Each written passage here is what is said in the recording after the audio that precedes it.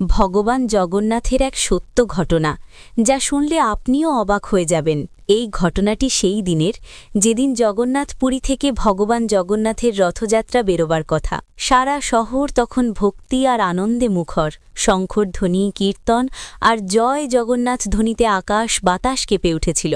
সেই ভিড়ের মাঝেই ছিল এক ছোট্ট ছেলে। তার নাম ছিল মাধব। ফুল বিক্রি করেই তার দিন চলত। কেউ তার কাছ থেকে ফুল কিনে ভগবানের চরণে অর্পণ করছিল, আর কেউ টান দিচ্ছিল ভগবান জগন্নাথের রথের মোটা দড়িতে।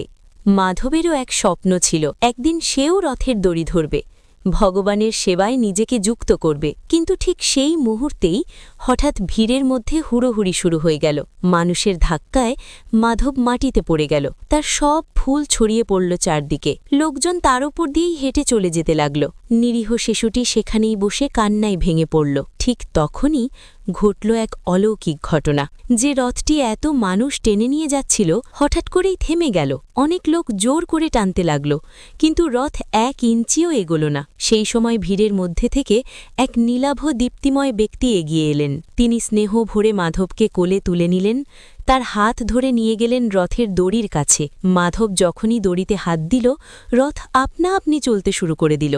মাধব খুশিতে ভরে গেল। সে পেছনে ফিরে সেই ব্যক্তিকে ধন্যবাদ দিতে চাইল, কিন্তু তিনি আর সেখানে ছিলেন না। অবাক হয়ে মাধব পাশের এক পুরোহিতকে জিজ্ঞেস করল, এই যে একজন মানুষ আমাকে তুলে ধরেছিলেন, তিনি কোথায় গেলেন? পুরোহিত তখন নেচে উঠলেন আনন্দে। হাসতে হাসতে আঙুল তুলে দেখালেন ভগবান জগন্নাথের রথের দিকে।